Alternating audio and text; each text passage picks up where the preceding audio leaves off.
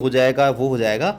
लेकिन क्या दोस्तों आपको पता है कि जब भी कोई वेतन आयोग आता है तो उसमें मिनिमम बेसिक सैलरी कैसे डिसाइड होती है, फिटमेंट फैक्टर क्या होता है, किस प्रकार से ये काम करता है।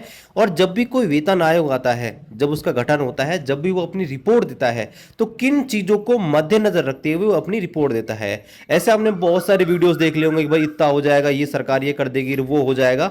लेकिन दोस्तों एक्चुअल में ये सारी चीजें कैसे काम करती हैं, वो आज की इस वीडियो में आपको डिटेल से यहाँ पर बताने वाला हूँ। और कितना यहाँ पर मिनिमम बेसिक सैलरी हो सकती है आठवां वेतन आयोग जब भी आएगा, तब इसके बारे में भी बात करेंगे। तो चलिए शुरू करते हैं आज के इस वीडियो को। तो यहाँ पर देखिए हम सब कुछ ऑफिशियली बात करेंगे, कोई हवाबाजी या कुछ भी ऐसा नहीं कि कहीं से उठा के आपको बता दिया जाएगा। तो यहाँ पर ये जो रिपोर्ट है ये सातवें वेतन आयोग की रिपोर्ट है, जो यहाँ पर दिया गया था नवंबर 2015 में। सातवें वेतन आयोग ने अपनी रिपोर्ट नवंबर 2015 में दी थी और यह 1/1/2016 से यहाँ पर लागू हुआ था। ठीक है, तो यहाँ पर आप देखेंगे तो इन्होंने बताया है प्रिंसिपल ऑफ पे डिटर्मिनेशन, यानी कि जो हम पे बनाते हैं, सैलरी बनाते हैं, पे यानी कि कितना भुगतान करना है, उसको डिटरमाइन कैसे करते हैं। तो यहाँ पर आप देखेंगे तो इन्होंने बताया कि चार चीज़ों को हम मद्देनजर रखते हैं। पहला कि यहाँ पर सैलरी इतनी होनी चाहिए कि हाई क्वालिटी स्टाफ जो है उसको हम अट्रैक्ट कर पाएँ। दूसरा, इतना पेमेंट होना चाहिए कि स्टाफ जो है मोटिवेट रहे हार्ड वर्क करने के लिए। तीसरा, कि ह्यूमन रिसोर्स मैनेजमेंट जो है उनमें वो बदलाव ला सके, इतना पैसा होना चाहिए कर्मचारी के पास। और चौथा, लंबे समय तक उनका जो फिजिकल सस्टेनेबिलिटी है वो यहाँ पर बनी रहे, यानी कि वित्तीय स्थिरता बनी रहे, इनके पास यानी कि उनके पास इतना पैसा रहे कि वो अपना जीवन यापन सही तरीके से कर पाए, उन्हें पैसे की कोई कमी नहीं हो। इन चार चीज़ों को मद्देनजर रखते हुए जो पे है, यानी कि कितना सैलरी यहाँ पर रखना है, वो यहाँ पर रखा जाता है। अब तो यहाँ पर देखिए इन्होंने बता रखा है कि जो हम मिनिमम बेसिक पे रखते हैं तो वो कैसे रखा जाता है। तो यहाँ पर बताया है कि टू एस्टिमेट द मिनिमम पे in the government the sixth CPC used the norm set by the 15th Indian Labour Conference ILC in 1957 determine the need based minimum wage for a single industrial work। यानी दोस्तों होता क्या है कि एक ILC की meeting हुई थी 1957 में, और उसमें एक फॉर्मूला दिया गया था। उसके आधार पर यहाँ पर एक परिवार, एक कर्मचारी के परिवार को किन किन चीज़ों की जरूरत पड़ती है, उसके आधार पर यहाँ पर डिसाइड किया जाता है। तो यहाँ पर आप देख सकते हैं जो परिवार है, परिवार में क्या माना जाएगा, एक कर्मचारी खुद, दूसरा उसका स्पाउस यानी कि उसकी वाइफ, और दो बच्चे जिनकी एज जो है 14 साल से कम मानी गई है। तो यहाँ पर क्या है कि जो कर्मचारी है उसको 1 यूनिट मान लिया गया है, जो उसकी वाइफ है उसको 0.8, यानी कि जितना एक कर्मचारी खुद के ऊपर खर्चा करेगा खाने पीने में, उसका लगभग 80% उसकी वाइफ खर्चा करेगी। इसके अलावा उसके बच्चे जो हैं लगभग 0.6 यानी 60% खर्च करेंगे। तो कुल मिला के 1 यूनिट ये हो गया, 0.8 यूनिट इसका हो गया, और 6 यूनिट एक बच्चे का, वो 0.6 यूनिट, तो ये 1.2 यूनिट हो गया। और टोटल काउंट करेंगे तो 3 यूनिट लगभग हो गए उसकी फैमिली में। अब ये 3 यूनिट है, इसको मानकर सब कुछ डिसाइड किया गया है। और ये डिसाइड कैसे होता है कि भाई उसको जो फूड रिक्वायर होगा, जो डॉक्टर आर्क्योड फॉर्मूला जो है, डॉक्टर आर्क्योड ने एक फॉर्मूला दिया था, उसके आधार पर जो उसको फूड की जरूरत पड़ेगी डेली लाइफ में, तो वो 2700 कैलोरी यहाँ पर माना गया था कि भाई 2700 कैलोरी जो है प्रति व्यक्ति को एक दिन यहाँ पर चाहिए होगा। इसके अलावा यहाँ पर देखिए और भी चीज़, जैसे मिल्क हुआ, एग हुआ, फिश हुआ, लीवर, मीट, ये चीज़ें हैं वो भी शामिल होंगी, वेजिटेबल्स हुई, प्रोटीन्स हुई, इन सब चीज़ों को लगाकर जो है आपका पूरा यहाँ पर डिसाइड किया जाता है। तो इसके अलावा ये खाने का हो गया। इसके अलावा कपड़ों की बात करें तो क्लोथिंग जो होता है उसमें क्या माना गया है कि आपको 18 यार्ड पर एनम, एक साल में इतना कपड़े की आवश्यकता होगी, जो कि आपके 5.5 मीटर पर मंथ आपके लगता है। और ये आपके 15 जो ILC मीटिंग हुई थी उसमें यहाँ पर बताया गया था। इसके अलावा डिटर्जेंट जो लगती है कपड़ों को धोने के लिए, वो भी यहाँ पर बताई गई है। इसके अलावा अगर आप घर में रहोगे तो हाउसिंग के लिए भी खर्चा होगा। तो यहाँ पर बता रखा है हाउसिंग में कि भाई कम से कम 7.5% आपकी जो बेसिक रहेगी उसका आपका HRA आपको मिलना चाहिए, मतलब हाउसिंग के लिए। इसके अलावा जो है आपका फ्यूल हुई, लाइटिंग हुई, और अदर जो भी एक्सपेंडिचर हुए उनके लिए अलग से 20% आपको यहाँ पर अलग से मिलेगा। और इस प्रकार से टोटल आपका मिनिमम बेसिक पे यहाँ पर बनाया जाता है। मैं आपको एक लिस्ट ये दिखा देता हूँ कैसे बनता है। यहाँ पर देखिए, तो एक जो डेली लाइफ में हम जो भी चीज़ें कंज्यूम करते हैं उनकी वैल्यू यहाँ पर काउंट की जाती है। जैसे गेहूँ या चावल खाओगे आप तो माना जाता है कि भाई 3 मेंबर लिए परिवार में तो 42.75 इतनी जरूरत आपको पर मंथ पड़ेगी इतनी किलो की। तो इसका भाव लगाएगा उस टाइम के हिसाब से 25 रुपये 93 पैसे, और इसका पैसा कितना हो गया 1100 रुपये। ठीक है, इसी प्रकार दाल आप कंजम्पशन करेंगे 7 किलो, ठीक है, पर मंथ, और उसकी रेट लगाएगी 97.84, तो 704 रुपये दाल के लगा दिए गए। ऐसे ये सारी चीज़ों के पैसे यहाँ पर लगाए गए। और यहाँ पर आप देखेंगे ये सिर्फ खाने का था, खाने का लेकर आप देखेंगे तो ये आपके 9,217 रुपये बन गए थे। इसमें ये क्लोथिंग और आपके डिटर्जेंट भी शामिल है। ठीक है, इसके बाद यहाँ पर फ्यूल, इलेक्ट्रिसिटी, वाटर चार्जेस वगैरह वो यहाँ पर 2,304 यहाँ पर ऐड किए गए। ठीक है, तो टोटल कितने हो गए 11,522। इसके अलावा मैरिज की शादी में जाओगे, कोई रिसेप्शन, कोई फेस्टिवल में जाओगे तो वहाँ पर आपको 2,033 रुपये दिए जाएंगे, तो वो इसमें ऐड किए तो आपके 13,555 हो गए। इसके अलावा 25% स्किल के ऊपर, आप अपनी कोई स्किल्स को इम्प्रूव करते हो तो उसके लिए आपको 25% दिया गया, तो और ये आपके हो गया 13,088 रुपये। तो टोटल कितना हो गया 16,944।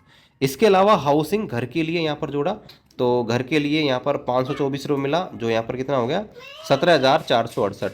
और यहाँ पर 3% जो है डीए यहाँ पर सरप्लस हो गया, इसलिए 3% और ऐड कर दिया, जो कि हो गया 524। और इस हिसाब से जो यहाँ पर मिनिमम बेसिक उस समय आया लगभग वो 17,992 आया था, जिसको यहाँ पर राउंड फिगर करके 18,000 यहाँ पर रखा गया था।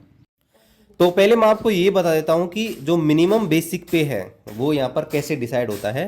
तो मिनिमम जो बेसिक पे होता है वो 3 चीज़ों से डिसाइड होता है। ठीक है, पहला कि पहले जो बेसिक पे है वो कितना था, यानी कि छठा वेतन आयोग आया था तब, 7वां वेतन आयोग आया था तब, तो एक तो वो हो गया, उसको हम 1 यूनिट मान लेते हैं कि जैसे छठे वेतन आयोग में क्या था कि मिनिमम जो सैलरी थी ना वो 7,000 थी उस टाइम पे, तो 7,000 थी, उसको 1 यूनिट मान लिया गया, मतलब 1 यूनिट।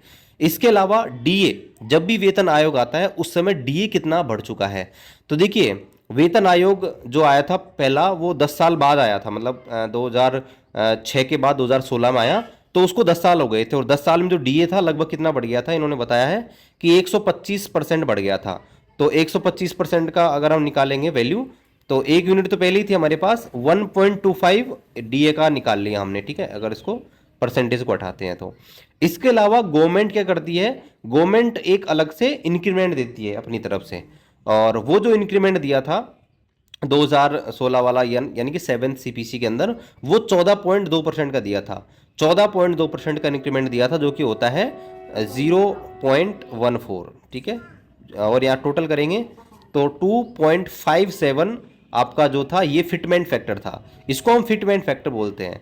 फिटमेंट फैक्टर कैसे निकलता है कि भाई पहले का बेसिक कितना है, ठीक है, उसका 1 यूनिट निकाल लेंगे, प्लस अब डीए कितना है उसकी यूनिट निकाल लेंगे, और गवर्नमेंट कितना अपनी तरफ से इंक्रीमेंट दे रही है, तीनों को जोड़ेंगे तो वो फिटमेंट फैक्टर निकलता है। अब देखिए फिटमेंट फैक्टर काम कैसे करता है। तो पहले जो मिनिमम बेसिक थी 7,000 थी छठे वेतन आयोग में, तो इन्होंने बताया कि भाई फिटमेंट फैक्टर हम 2.57 रखेंगे, तो जो भी मिनिमम सैलरी थी सब के सब 2.57 से मल्टीप्लाई होंगी। तो 2.57 को जब यहाँ पर 7,000 से मल्टीप्लाई किया गया तो यहाँ पर आया ये 18,000 रुपये। इसलिए ये जो 18,000 थी ये मिनिमम बेसिक पे रख दी गई, जो लेवल 1 वाले थे उनकी। यहाँ पर देखिए मैं आपको पिछला जो वेतन आयोग आए थे, ठीक है, उनका एक बार दिखा देता हूँ कि कब कब कितना कितना परसेंट गवर्नमेंट की तरफ से इंक्रीमेंट दिया गया। तो यहाँ पर आप देख सकते हैं दूसरा वेतन आयोग आया गया तब यहाँ पर 14% इंक्रीमेंट दिया गया, तीसरा वेतन आयोग में 20% इंक्रीमेंट दिया गया, चौथे वेतन आयोग में 27%, पांचवें वेतन आयोग में 31%, छठे वेतन आयोग में रिकॉर्ड 54% का इंक्रीमेंट दिया गया गवर्नमेंट की तरफ से। और अगेन आप देखेंगे तो 7वें वेतन आयोग में पिछले जो 5 सीपीसी आए वेतन आयोग आए उनमें सबसे कम यहाँ पर इंक्रीमेंट दिया गया 14.3% का, 14.3% का इंक्रीमेंट दिया गया, और 2.57 जो है यहाँ पर आपके रखा गया फिटमेंट फैक्टर, और इसी से आपकी बेसिक सैलरी बनती है। अब यहाँ पर देखिए जो नया वेतन आयोग आएगा वो कैसे यहाँ पर डिसाइड होगा। तो ये सारी लिस्ट है ना आर्क्योट फॉर्मूला के अनुसार चेंज होगी, क्योंकि वेतन आयोग में रखा गया है कि आर्क्योट फॉर्मूला को अपनाया जाएगा और उसके आधार पर जो भी कीमतें होंगी वो यहाँ पर होगी। तो यहाँ पर देखिए ये जो कीमतें है ना ये यहाँ पर अपडेट करनी पड़ेगी जब भी वेतन आयोग आएगा तब। यानी कि चावल की कीमतें उस समय 25 रुपये किलो मिल रहा था, आज यहाँ पर काफ़ी बढ़ गया है, गेहूँ काफ़ी बढ़ गया है, ठीक है। दाल उस समय 97 थी, आज आपको 150 160 से कम नहीं मिलती। वेजिटेबल से आपको 58 का भाव था, लेकिन कई सब्जी आपको 100 से ऊपर पार मिल जाती है। ठीक है, तो ये कई चीज़ें यहाँ पर हैं। ठीक है, यहाँ पर देखिए ये रॉ मटेरियल है जो आपको 58 बताई गई है, जबकि ग्रीन वेजिटेबल आप देखेंगे 38 रुपये किलो। 38 रुपये किलो तो कई जगह तो कोई सब्जी मिलती ही नहीं है, बहुत महंगा है। आलू पे आलू को छोड़ दीजिए, बाकी तो हर चीज़ आपको बहुत महंगी मिलती है, 50-60 से कम मिलती नहीं है। फ्रूट्स आप देखिए 64 का भाव था। दूध आप देखिए 37 लगाया गया था उस टाइम पे, जो यहाँ पर आपको पता है कि 60 to 65 मिनिमम इससे मिल रहा है। शुगर आप देखेंगे कि 37 लगाई गई थी, जो इस समय आपको 50-55 मिलती है। एडिबल ऑयल आपको लगाया गया था 114 रुपये, जो आपको 150 के नियर बाई मिलता है। इसी प्रकार से बाकी ये चीज़ें भी हैं, तो इनको जब रिवाइज करेंगे तो ये यहाँ पर आपका पे स्ट्रक्चर चेंज हो जाएगा, जिस जो भी कीमत है उस समय गवर्नमेंट लगाएगी तब। ठीक है, अब ये चीज़ आप समझ गए कि कैसे यहाँ पर ये मिनिमम बेसिक पे काम करता है। अब देखिए हम एक प्रोजेक्टेड मान लेते हैं कि 8वां वेतन आयोग जब आएगा, ठीक है, जब भी आए, वैसे तो ये 1/1/2026 को आना चाहिए, हर 10 साल में आ रहा है 1/1/2026 को। तो यहाँ पर ये कैसे मिनिमम बेसिक पे डिसाइड होगा, तो मैंने अभी आपको बताया फिटमेंट फैक्टर एक चीज़ होती है, फिटमेंट फैक्टर के आधार पर आपका बेसिक पे डिसाइड होता है। फिटमेंट फैक्टर में 3 चीज़ें होती है, मैंने आपको बताया। तो ये करंटली जो बेसिक चल रहा है उसको यहाँ पर 1 यूनिट मान लिया जाएगा। ठीक है, उसके अलावा जो यहाँ पर डीए है उसको यहाँ पर कन्वर्ट कर लिया जाएगा, और गवर्नमेंट कितना इंक्रीमेंट देती है इन 3 चीज़ों के ऊपर है। अब देखिए बेसिक तो हमको पता है 18,000 है इस समय छठे और 7वें वेतन आयोग की, तो उसको हमने 1 मान लिया। डीए देखिए करंटली देखेंगे आप 1/1/2024 को हो गया है 50%। ठीक है, लेकिन इसके बाद अभी देखिए ये आपके जुलाई में इंक्रीमेंट होगा, जुलाई 2024 में, फिर आपके जनवरी 2025 में होगा। ठीक है, फिर आपके वापस जुलाई 2025 में होगा, और अगेन जनवरी 2026 में, यानी कि 1 2 3 4 इंक्रीमेंट और बाकी है। मिनिमम 3% अगर हम हर 6 महीने में लगाएं तो 12% लगभग आपके बढ़ने का, और 12% का आप देखेंगे तो ये आपका हो जाएगा दोस्तों 60.62 यूनिट। तो 1.62 यूनिट तो वैसे आ गया। अब इसमें गवर्नमेंट कितना इंक्रीमेंट देती है, मैंने आपको दिखाया अभी कि भाई कभी 50 से ऊपर दिया है, कभी 14 ही दिए, कभी 20 दिया है। तो ये गवर्नमेंट के ऊपर है सब कुछ, है ना। ये आपने बहुत सारे आर्टिकल, बहुत सारी वीडियोस देखे होंगे, इतना दे देंगे इतना दे देंगे। ये चीज़ें एक्चुअली मैं आपको बता रहा हूँ कि ये डिपेंड करती हैं कि भाई गवर्नमेंट कितना देगी। और डीए भी हमने अनुमान लगाया, डीए उस समय पता नहीं 62 की जगह 60 भी हो जाए, 62 की जगह 65 भी हो जाए, 70 भी हो जाए, ये डिपेंड करता है। तो अगर हम मान के चलते हैं कि भाई 20% गवर्नमेंट क्या करती है, सपोज करते हैं कि 20% गवर्नमेंट अगर यहाँ पर दे देती है इंक्रीमेंट खुद की तरफ से, तो यहाँ पर इसका 20% अगर आप निकालेंगे तो ये लगभग आ जाएगा इसको निकालेंगे 3.24। ठीक है, मतलब 3.324। ठीक है, 0.324 यहाँ पर आएगा, तो 0.324 इसमें ऐड करेंगे 1.62 में 0.34। ठीक है, 324, तो यहाँ पर आप देखेंगे ये 4 ये 4 ये 9 और ये 9, यानी कि 1.99 अप्रोक्स मान लीजिए, या इसको इसको 2 ही मान लीजिए। अगर 20% दे तो लगभग 2 हो जाएगा, और 2 का मतलब है कि 18,000 को आप जो है 2 से मल्टीप्लाई करेंगे तो बेसिक आपके 36,000 बन सकती है इस हिसाब से। ये प्रोजेक्टेड है, और ये देखिए मैंने आपको अगेन बताया कि ये सारी चीज़ें उस समय ही पता लगेगा कि गवर्नमेंट कितना देती है, डीए कितना होता है। लेकिन आपको एक इंटरेस्टिंग चीज़ और बता देता हूँ कि आपकी जो बेसिक है 2016 में ही यहाँ पर एक जेसीएम होती है, उसने दोस्तों उसी समय 26,000 बढ़ाने की मांग की गई थी, लेकिन यहाँ पर वेतन आयोग ने केवल 18,000 यहाँ पर रखी। उसको भी हम देख लेते हैं, जो इसी में ही बताया गया है। देखिए यहाँ पर एक जेसीएम, मैं आपको बताऊँगा जेसीएम भी क्या होती है। पहले मैं आपको दिखा देता हूँ जेसीएम की तरफ से क्या बताया गया था। ठीक है, तो यहाँ पर देखिए ये जेसीएम का, तो यहाँ पर देखिए ये जेसीएम पहले तो मैं आपको जेसीएम क्या होता है।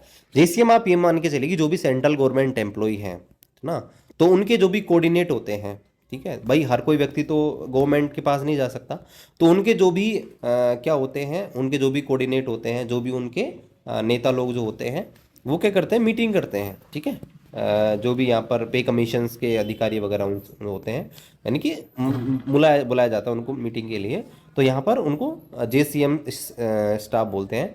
तो यहाँ पर बताया गया है कि जेसीएम स्टाफ साइड ने ही यहाँ पर मिनिमम जो नीड है बेसिक पे की, उनके बारे में मांग उठाई थी। तो यहाँ पर बताया देखिए कि इन्होंने 3-4 चीज़ें बताई थी कि भाई जो 5 आईएलएस कंपोनेंट है वो तो आप रखिए, जो भी आपको बताया था कि भाई खाने पीने का हो गया, ना, शादी शादी ब्याह में खर्च करेगा, कपड़े पे भी खर्च करेगा, घर पे भी खर्च करेगा। तो वो 5 आइटम वो हो गए। इसके अलावा 25% क्या कीजिए, प्रोविजन, ठीक है, यानी कि 25% जो आप अपनी तरफ से इंक्रीमेंट एक तरह से दीजिए, और स्किल फैक्टर जो है, स्किल फैक्टर भी दीजिए। तो ये चीज़ करने पर इन्होंने बोला है कि भाई ये थोड़ा हैवी पड़ रहा था, फाइनेंशियल बर्डन बढ़ रहा था गवर्नमेंट के ऊपर। और अगर उनका माने तो उनके हिसाब से जो स्टाफ साइड जो थे जेसीएम की तरफ से, तो उन्होंने 26,000 पर मंथ की यहाँ पर जो है मांग करी थी कि भाई 26,000 मिनिमम होना चाहिए। और उन्होंने क्या किया था कि जो ये सारी चीज़ें अभी मैंने आपको बताई थी एक लिस्ट के अंदर, चावल, गेहूँ, सब्जियों की, तेल की, तो वो उन्होंने कहाँ से काउंट करी थी, न्यू दिल्ली, मुंबई, चेन्नई, कोलकाता, हैदराबाद, भुवनेश्वर, यानी कि बड़ी बड़ी सिटियों में उसके हिसाब से काउंट करी थी, जो कि उनके हिसाब से 26,000 यहाँ पर मिनिमम होना चाहिए था। लेकिन जो वेतन आयोग था उसने इनकी बात नहीं मानी और मिनिमम 18,000 रुपये यहाँ पर इनका मिनिमम बेसिक पे रखा। ठीक है, तो ये सारा पूरा मसला था मिनिमम बेसिक पे का रखने का, कि भाई कैसे कैसे आपका ये वेतन आयोग काम करता है, कैसे फिटमेंट फैक्टर बनता है, और कैसे मिनिमम बेसिक पे आपके डिसाइड की जाती है। ठीक है, आई होप आपको ये सारी चीज़ समझ आई होंगी। ठीक है, और बहुत इन्फॉर्मेटिव वीडियो आपका होगा आशा करता हूँ। और इस वीडियो को शेयर कीजिएगा जो